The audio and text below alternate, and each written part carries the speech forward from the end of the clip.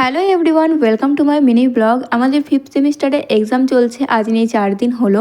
তো আজকেই হচ্ছে আমাদের লাস্ট এক্সাম। তো আমরা গনকড়া স্টেশনে চলে এসেছি, আর এখান থেকে কিন্তু আমাদের অরঙ্গাবাদ যেতে হবে ট্রেনে করে।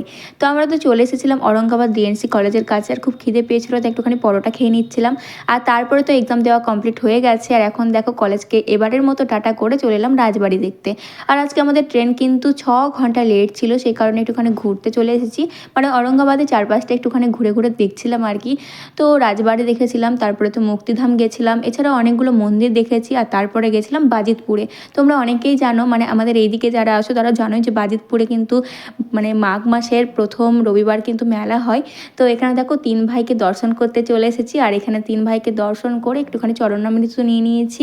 আর যেহেতু আমরা বিকেলের দিকে গিয়েছিলাম, সেই কারণে কিন্তু পুজো দেওয়া হয়নি। তো এখন চরণামৃত খেয়ে আমরা চলে যাবো হচ্ছে একটুখানি ঘুরতে। তো মেলা হচ্ছিল, তার পাশে কিন্তু এই জায়গাটা ছিল যেখানটা দেখতে খুব সুন্দর ছিল। এখানে কিন্তু অনেক সুন্দর ফটোশ্যুটও করা হচ্ছিল আর কি।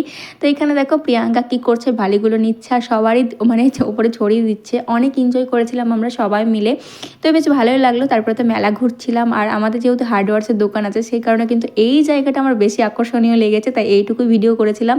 তারপরে তো ঘোরাটেরা কমপ্লিট করার পরে কিছু খেতে ইচ্ছে করছিলো, তাই চলেছিলাম এগরোল খেতে।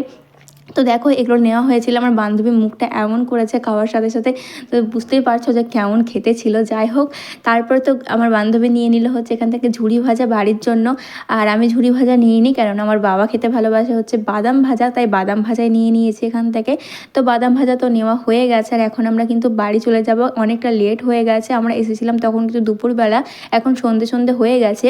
আর এখানে এসে দেখলাম কাঠের কিন্তু অনেক জিনিসপত্রও কিন্তু এই বাইরের দিকে বিক্রি হচ্ছিল। তো যাই হোক, মেলা ঘুরতে এসে কে বা এগুলো কিনবে বলো, যাই হোক কেউ হয়তো কেনে।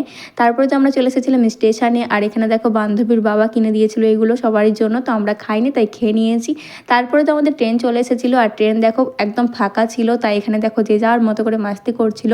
আর কিছুক্ষণ বাদে তো আমরা এরকমভাবে নাচ করতে লেগেছিলাম, আর নাচ করতে করতেই কিন্তু আমরা বাড়িও পৌঁছে গেছিলাম, কখন সেটা আমরা বুঝতেই পারিনি। যাই হোক, তোমাদের ভিডিওটা কেমন লাগলো কমেন্টে জানিও, ভালো লাগলে কিন্তু অবশ্যই লাইক কমেন্ট করে দিও। আর চ্যানেলে নতুন হয়ে থাকলে কিন্তু সাবস্ক্রাইব করতে একদম ভুলো না, আর ফেসবুক পেজ থেকে যদি দেখে থাকো তাহলে কিন্তু ফলো করে দিও, আর একটা কমেন্ট করে দিও। বাই বাই, দেখা হবে নেক্সট কোনো মিনি ব্লগে, বাই।